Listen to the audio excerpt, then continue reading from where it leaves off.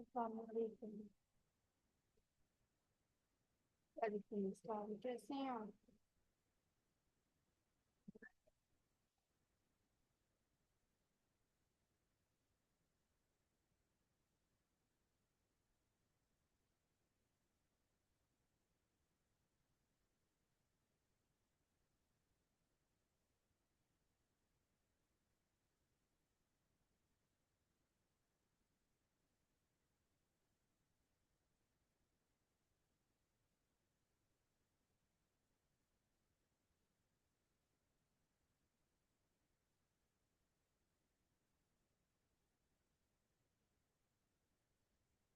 आपको मेरी आवाज क्लियर आ रही है?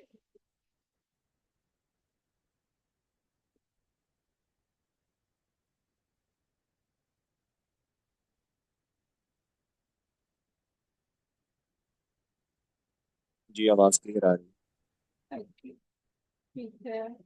2-3 मिनट बस वेट करेंगे, मेंबर ऐड कर दूँ, फिर मैं जो है वो आज की ये स्टार्ट करूँगी।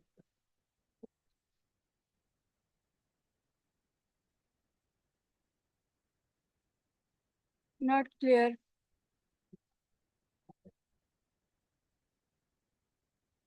एक मिनट में दोबारा से ऐड करूँगा।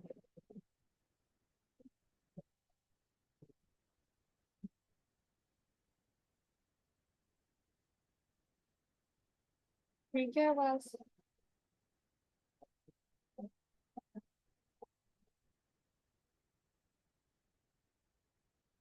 ठीक होगी।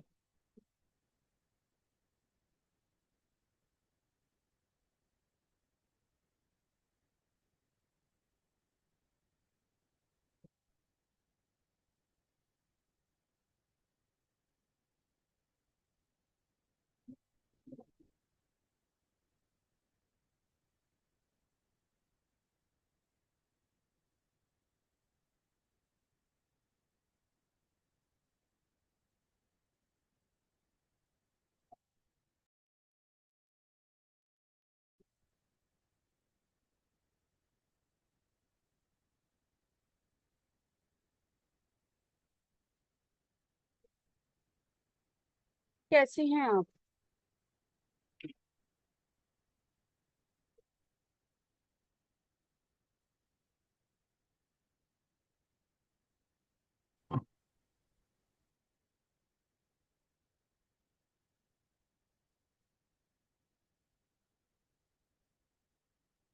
अल्हम्दुलिल्लाह।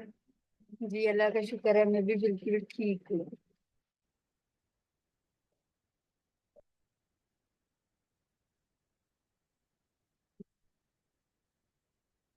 आज है हमारा टॉपिक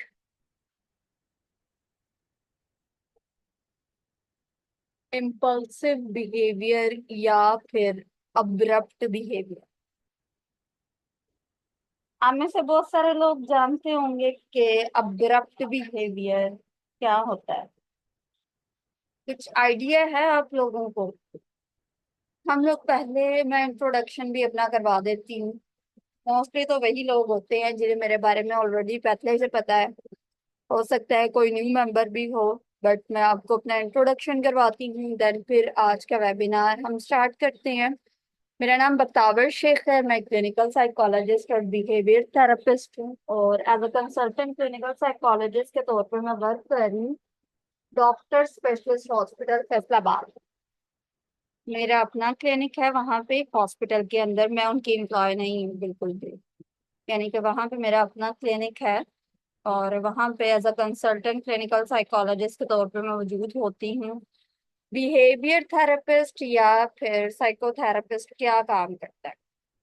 हमारा काम बेसिकली ये होता है कि हमने लोगों के मेंटल डिसऑर्डर्स या मेंटल इलनेस, किसी भी मसले का शिकार होते हैं, उसकी असेसमेंट करने के बाद उनको डायग्नोज करना होता है कि वो किस मसले का शिकार है।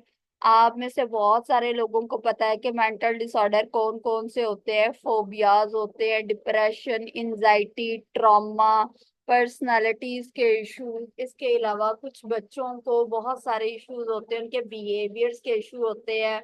कुछ बच्चों को इंटेलेक्चुअल डिसेबिलिटीज होती है, लर्निंग के इश्यूज होते हैं, उन इश्यूज को, और इसके अलावा रिलेशनशिप के इश्यूज, इनको हम लोग डील करते हैं। पहले इनको असेस करते हैं, इनकी हिस्ट्री जानते हैं, जानने के बाद फिर हम लोगों को इनके मसलों से निकालते हैं। कैसे निकालते हैं? डिफरेंट थेरेपीज के जरिए से। साइकोथेरेपिस्ट हूँ मैं और बिहेवियर थेरेपिस्ट हूँ। यानी कि हम लोगों के इश्यूज को जानने के बाद देखते हैं कहाँ पे एक इंसान का इरेशनल बिलीफ है, जो उसकी लाइफ में जिस पॉइंट के ऊपर वो स्टक हो गया है, तो हम उसके बिलीफ पैटर्न को चेंज कर देते हैं। जब एक इंसान का बिलीफ चेंज हो जाता है तो वो अपनी लाइफ में बेहतर हो जाता है। अब बिलीफ होता क्या है? बिलीफ होता है एक इंसान का रेफरेंस पॉइंट, या कह ले कि जैसे मेरा अकीदा है कि सारी दुनिया मुझे छोड़ जाएगी मगर मेरा रब नहीं मुझे छोड़ेगा, मेरा अल्लाह ताला मुझे कभी भी नहीं छोड़ेगा, किसी हाल में नहीं छोड़ेगा। ये मेरा एक बिलीफ है, और हर बिलीफ की एक एनर्जी होती है जो आपको इस बात पे फोर्स करती है कि आया कि आपने अपनी जिंदगी में आगे बढ़ना है, या वहीं पे पीछे रहना है, या उसी पॉइंट के ऊपर स्टक हो जाना है। आपका बिलीफ गलत भी हो सकता है, आपका बिलीफ सही भी हो सकता है। ये आपके नॉर्म्स, लाइक मैं जिंदगी में आगे नहीं बढ़ सकता, मेरा रिश्ता बेहतर नहीं हो सकता, मेरे साथ में हमेशा ज्यादतियां हुई हैं, मुझे जो हमेशा डिग्रेड किया गया, ये हमारे बिलीफ है। अब ये बिलीफ है नेगेटिव। जब ये बिलीफ हमारे नेगेटिव होंगे तब तक हम अपनी लाइफ में स्टक रह। और जो लोग मेंटल डिसऑर्डर का शिकार हो जाते हैं वो अपनी लाइफ में इन्हीं बिलीफ की वजह से जिंदगी में आगे नहीं बढ़ पाते हैं। तो हम एक इंसान के उस फिक्स रॉन्ग बिलीफ को चेंज करते हैं उसके पॉजिटिव सिस्टम के साथ में। जब आपकी कॉग्निशन में उस बिलीफ को हमने रैशनलाइज कर देना है, दुरुस्त कर देनी है उसकी सिमत को, तो आप अपनी जिंदगी के उस मसले से आगे बढ़ जाते हैं। It's a time taking process. आपको इसमें हम दवाइयां हम नहीं, इसकी एबिलिटी रखते हैं, हमारे पास इस चीज की नहीं होती है। अगर किसी मेंटल डिसऑर्डर में मेडिसिन की जरूरत हो तो उसके लिए हम लोग साइकेट्रिस्ट से जो है वो कंसल्ट करते हैं, और साइकेट्रिस्ट ही मेडिकेशन करती है। ये होता है साइकोथेरेपिस्ट का रोल। और आपकी लाइफ के मल्टीपल इश्यूज को सुनना और उसको रिजॉल्व करना, ये हमारा काम है। तो ये हमारा काम है। काउंसलिंग और साइकोथेरेपी इसको हमने बहुत डिटेल में किया है, तो इसीलिए मैं यहाँ पे आज उसको जो है इतना डिटेल में डिस्कस नहीं करूंगी। तो ये है मेरा तारुफ। और मैं ऑनलाइन कंसल्टेंसी देती हुई हूँ 30+ कंट्रीज में, मैंने अब तक दी है लोगों को इंटर्नशिप, बच्चों को ट्रेनिंग करवाती हूँ, इंटर्नशिप करवाती हूँ, ये मेरे काम। तो चलते हैं हम आज के वेबिनार की तरफ। बिस्मिल्लाहिर्रहमानिर्रहीम। आपको स्क्रीन शेयर हो रही है। आप मुझे बताएं आज के वेबिनार के बारे में आपका क्या पॉइंट ऑफ व्यू है। आपके ख्याल में अब्रप्ट बिहेवियर या इम्पल्सिव बिहेवियर कौन सा होता है? आप में से कोई भी पर्सन अपने माइक को ऑन करके बता सकता है। कोशिश किया करें कि अपने माइक को यूज किया करें।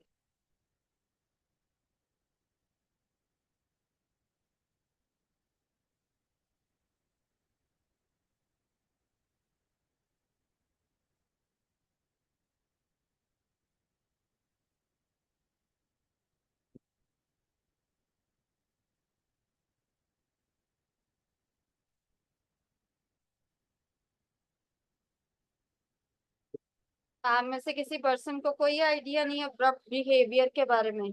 No idea. बिलीव कैसे चेंज होगा हम उसको बाद में देखेंगे ना।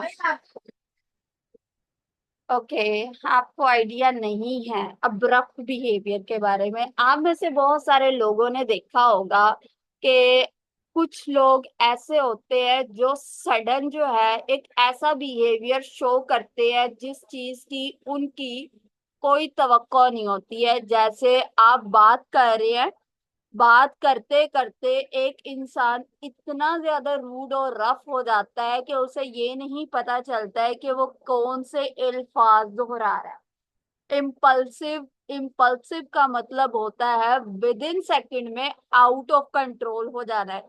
सोचे समझे बगैर उसने किसी भी तरह का बिहेवियर शो करेगा, और इसे इस बात की भी कोई परवाह नहीं होगी कि उसके उस रवैये के नतीजे में क्या चीज होगी। That's called a impulsive behaviour या अब्रप्ट बिहेवियर। उसमें इंसान रफ होता है, रूड होता है, उसके वर्ड्स बहुत ज्यादा हार्श होते हैं, वो बिल्कुल भी फ्रेंडली टून में नहीं होता है। जैसे लोग ताना मार देते हैं, आपने सुने होंगे ना ताने, आपको जिंदगी में ताना, आप बैठे हैं, बैठे बैठे अगला पर्सन आपको किसी ना किसी पॉइंट को पिंच कर देगा। ताना कौन सा बंदा मारता है? जो आपके साथ में बिल्कुल भी फ्रेंडली उस पॉइंट के ऊपर नहीं होगा। उसे ये नहीं पता चलेगा कि मैंने कौन से अल्फाज बोले हैं और इन अल्फाज का क्या नतीजा आएगा। वो इस कदर शार्प होते हैं, वो अल्फाज आपको तोड़ भी देते हैं बाज़ औक़ात। अगर आपकी जिंदगी में कोई ट्रेजेडी, कोई ट्रॉमा, कोई हादसा, कोई वाकया, कहीं आपने कुछ गलत कर दिया है, आपको उस पॉइंट का सडन एक पर्सन ताना मार दे तो एकदम से आप टूट जाते हैं। और बाज औकात हमने ये भी देखा है कि इन्हीं बिहेवियर्स की वजह से एक इंसान की तलाक भी वाकया हो जाती है। जैसे गुस्सा आता है मियाँ को, कोई बात नहीं होती, सिंपल वर्ड्स में बातचीत हो रही होती है और एकदम से मियाँ तलाक के पास। That's called abrupt behaviour, impulsive behaviour. और ये डायरेक्ट होता है, यानी कि आप डायरेक्ट किसी के ऊपर शूट कर दें।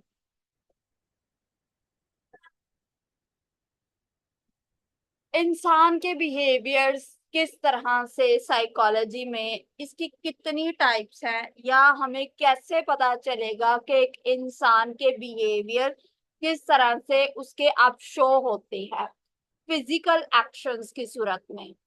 जब हम कोई भी काम कर रहे होते हैं, हमारी बॉडी जो भी काम करती है वो हमारे फिजिकल एक्शंस जो नजर आ रहे होते हैं, नॉन वर्बल क्यूज। हम लोग बाज औकात होता है ना कि हम अपनी आंखों के इशारों के जरिए से अगले इंसान को कोई बात कन्वे करने की कोशिश कर रहे होते हैं, वो भी आपका एक बिहेवियर ही होता है। और थर्ड वन पॉइंट है आपकी लैंग्वेज।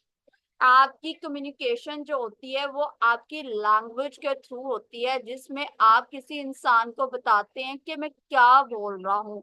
वोकल डिलीवरी, आपकी आवाज, आप क्या कहना चाह रहे हैं, आपकी आवाज जो होती है वो आपकी वोकल, आप किस तरह से डिलीवर करते हैं, ये चार पॉइंट्स होती हैं जिसकी बेस के ऊपर हमें किसी भी इंसान के बिहेवियर का पता चलता है कि उस इंसान का जो बिहेवियर वो गुड है या बैड।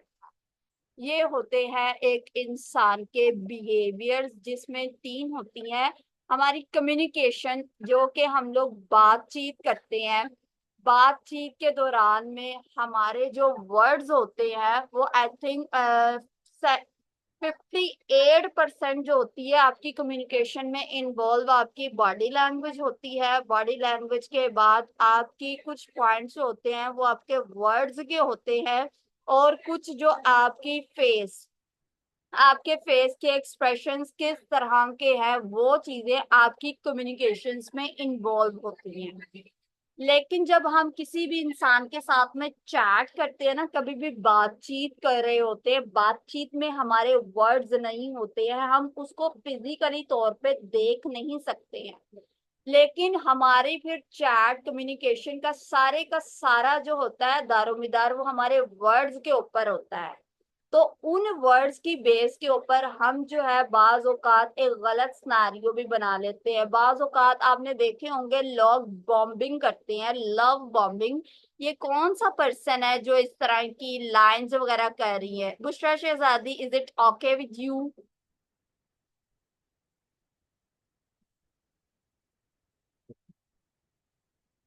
काइंडली ये रिमूव करें। तो ये होते हैं आपके बिहेवियर्स को देखने के लिए कि आपके कौन कौन से बिहेवियर्स हैं और बिहेवियर्स में कौन कौन सी चीजें इन्वॉल्व होती हैं। अब हम देखते हैं कि इसकी कौन कौन सी सिम्टम्स होती हैं अब्रप्ट बिहेवियर की। अब्रप्ट बिहेवियर में लोग जो होते हैं वो विद इन सेकंड में अपनी चीजों को, गैम्बलिंग, ईटिंग, अपने बैड बिहेवियर, अग्रेसिव हो जाते हैं, गुस्से का मुजाहरा करते हैं। इम्पल्सिव एक्ट कभी भी सोचे समझे बगैर होता है। इम्पल्सिव एक्ट में कभी भी एक इंसान नहीं सोचता है कि मैंने क्या करना है, उसकी कोई प्लानिंग्स नहीं होती है, उसकी कोई भी स्ट्रेटजीज नहीं बनी हुई होती हैं, वो उसका अब्रप्ट बिहेवियर होता है। फिर उसके बाद नेक्स्ट पॉइंट ये होता है कि आप अपनी चीजों को तोड़ते हैं गुस्से में। आप अपनी ही घर की चीजों को खुद से तोड़ रहे होते हैं उस अब्रप्ट बिहेवियर की वजह से। और आप छोटी सी सिचुएशन को इतना ज्यादा बड़ा बना लेते हैं कि आप समझते हैं कि ये बहुत ज्यादा अहम है और मुझे ये काम जरूर करना चाहिए। इसीलिए कभी भी अब्रप्ट बिहेवियर को हम ये नहीं कहते हैं कि अब्रप्ट बिहेवियर बेहतर है। आपके ख्याल में क्या अब्रप्ट बिहेवियर जो है वो ठीक होता है, इम्पल्सिव बिहेवियर जिसे हम लोग कहते हैं?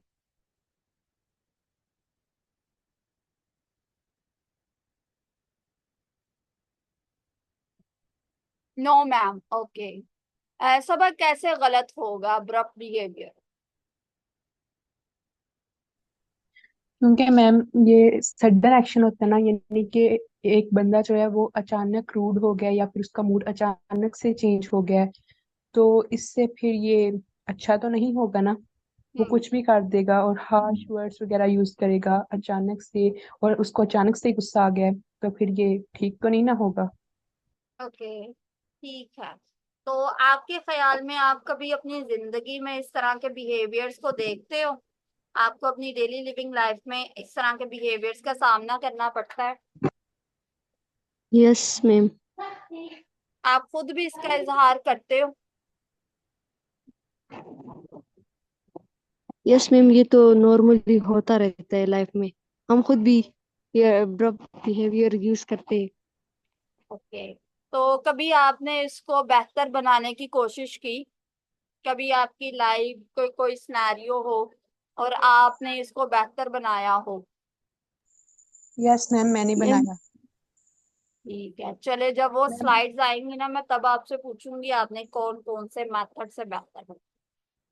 हम में से हर पर्सन इस बिहेवियर का शिकार होता है। कोई भी इंसान इस दुनिया में नॉर्मल तो नहीं है। तो लेकिन ये है कि ये अब्रप्ट बिहेवियर आपकी लाइफ में हमेशा डिफिकल्टीज को पैदा करने की वजह बनता है और आप अपनी लाइफ में काफी ज्यादा डिस्टर्ब रहते हैं। इसीलिए अब्रप्ट बिहेवियर, जो लोग इस बिहेवियर का या इम्पल्सिव बिहेवियर का शिकार रहते हैं उनके इमोशंस जो है वो हमेशा डिस्टर्ब होते हैं। उन्हें अपने इमोशंस के ऊपर कंट्रोल नहीं होता है, वो आउट ऑफ कंट्रोल हो जाते हैं और उनकी लाइफ में बहुत सारी चीजें डिस्टर्ब रहती हैं। और वो अपनी लाइफ में अगर डिसीजन लेते हैं तो बहुत जल्दबाजी में ले लेते हैं। रिलेशनशिप बनाते भी हैं, तोड़ भी देते हैं और उन्हें पता भी नहीं चलता। इसी वजह से इन लोगों की लाइफ काफी ज्यादा डिस्टरबेंस का शिकार रहती है। क्योंकि आप के अल्फाज आपको बनाने में और आपको बिगाड़ने में दोनों तरह से अहम किरदार अदा करते हैं। हम नहीं जानते हैं कि कौन सा वर्ड किस लम्हे यूज करना होता है। और अगर हम किसी इंसान को एक ऐसे पॉइंट के ऊपर बोल दें जो उस वक्त नहीं बोलना चाहिए था, तो लोग सारी सारी जिंदगी उसी बात को लेके बैठे रहते हैं और अपनी जिंदगियों में आगे नहीं बढ़ते। तो ये होते हैं अब्रप्ट बिहेवियर। अब हम इसके पीछे वजह क्या हो? कुछ रिसर्चेस कहती हैं कि ये जो है ये डिसऑर्डर तो नहीं है। ये अगर हम लोग जस्ट ओनली एक बिहेवियर की बात करेंगे तो ये एक डिसऑर्डर तो नहीं है, बट ये है कि ये एक बैड पर्सनालिटी ट्रेट्स में आ जाते हैं। ये बिहेवियर आगे चल के आपकी लाइफ को डिस्टर्ब भी करेंगे और आगे चल के आपको किसी ना किसी मेंटल डिसऑर्डर का शिकार भी कर देते हैं। आप बॉर्डर लाइन पर्सनालिटी डिसऑर्डर में भी चले जाते हो। इसके अलावा आप ये भी होता है कि बाज औकात एक इंसान जो है वो उसको बाइपोलर डिसऑर्डर, जिसमें इंसान के इमोशंस, मूड स्विंग्स काफी ज्यादा चेंज होते हैं। मूड स्विंग्स के जितने भी डिसरप्टिव मूड डिसरेगुलेशंस के डिसऑर्डर आ जाते हैं, तो वो इंसान इस बिहेवियर की वजह से और बाकी सिम्टम्स भी शामिल होनी स्टार्ट हो जाएंगे, तो इंसान डिफरेंट मल्टीपल जो है वो डिसऑर्डर्स में जा सकता है। क्योंकि जब आप एक इंसान बुरा होता है ना, कोई भी इंसान अगर इस तरह के रवैये का शिकार है, उसे अपनी बातों के ऊपर, अपने लफ्जों के ऊपर कंट्रोल नहीं है, तो मोस्टली ऐसे इंसान को लोग इग्नोर करने की कोशिश करते हैं या उनके साथ में रिलेशनशिप नहीं बनाते हैं। अगर कोई इंसान इस तरह का हो तो वो खानदान में एक बदतमीज इंसान के तौर पे मशहूर हो जाता है। अब इसके पीछे कॉजेज कौन कौन सी होती है, ये क्योंकि आपको फिजिकली तौर पे शो होता है, आप इसमें जो है वो बॉडीली एक्शंस भी ले रहे होते हैं। इसके पीछे वजह आपका कोई ट्रॉमा भी हो सकता है, आपकी यानी कि फैमिली सिस्टम भी हो सकता है। आप जो चीजें अपनी लाइफ में देख रहे होते हैं वही चीजें आप अडॉप्ट कर लेते हैं, क्योंकि आपकी जो शेपिंग आप किस इन्वायरमेंट में रहते हैं, आपका इन्वायरमेंट बहुत अहम होता है। इसीलिए अगर आपकी फैमिली में अग्रेसिव बिहेवियर आपके पेरेंट्स की तरफ से बार बार शो किया जाता है, या अगर कोई इंसान किसी सब्सटेंस यानी कि कोई भी ड्रग वगैरह को यूज करता है, तो ये भी हो जाती है कि जब एक इंसान ड्रग की हालत में होता है, उसे अपने वर्ड्स के ऊपर बिल्कुल भी कंट्रोल नहीं होता, और ये इंसान कम्युनिकेशन स्टाइल में स्ट्रेट फॉरवर्ड यूज कर रहा होता है। स्ट्रेट फॉरवर्ड मतलब डायरेक्ट वो अटैक कर रहा है, वो नहीं सोच रहा है कि मेरी कम्युनिकेशन किस तरह की हो रही है, और वो सेंसिटिविटी भी नहीं सोचता है। तो ये होती है इसकी causes.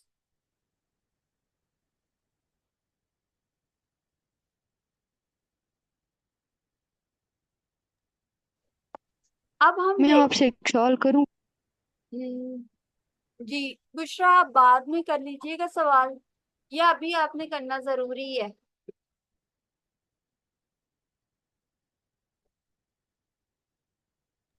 Okay ma'am, continue.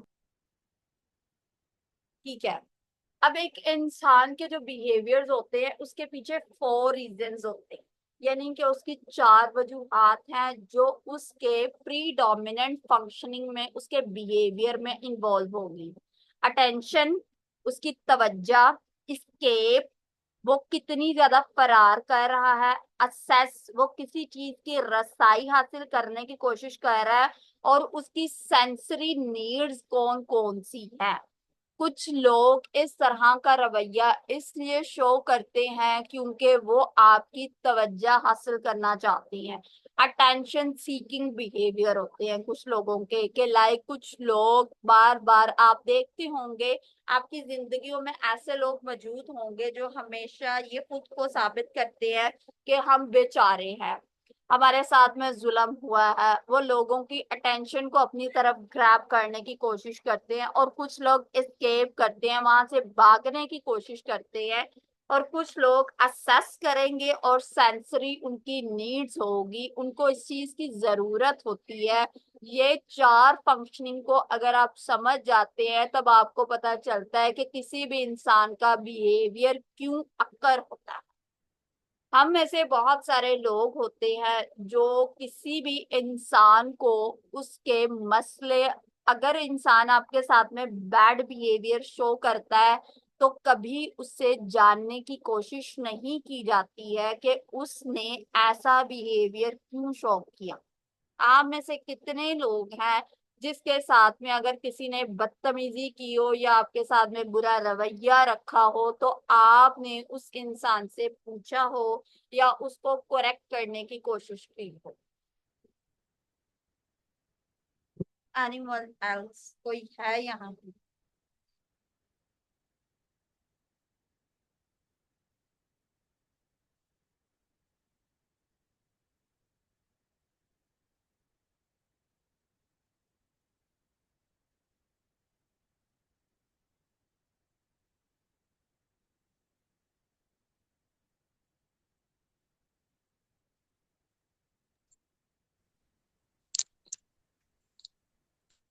Ma'am मेरा क्वेश्चन है।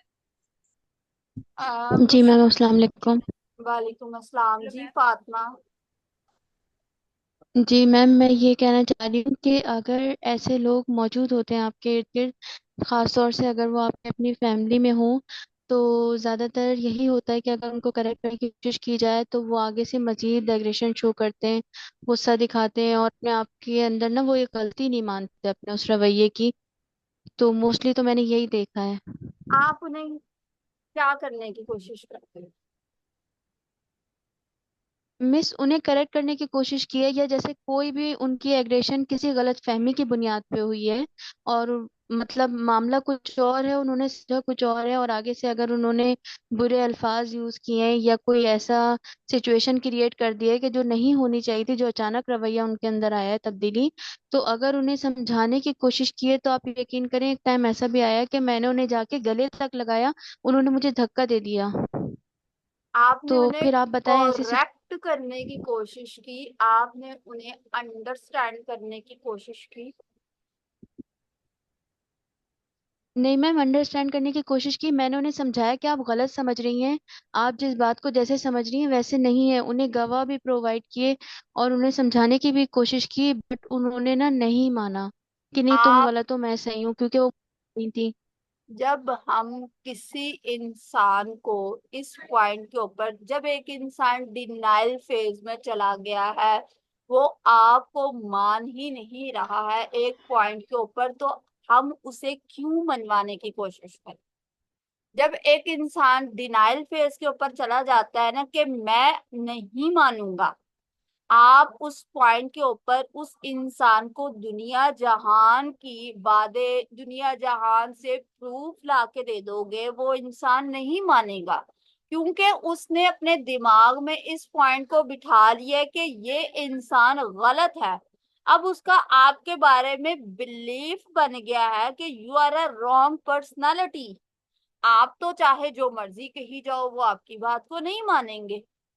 तो जो इनपुट अब आप उस पर्सन को करेक्ट करने में, खुद को सच्चा साबित करने में कर रहे हो,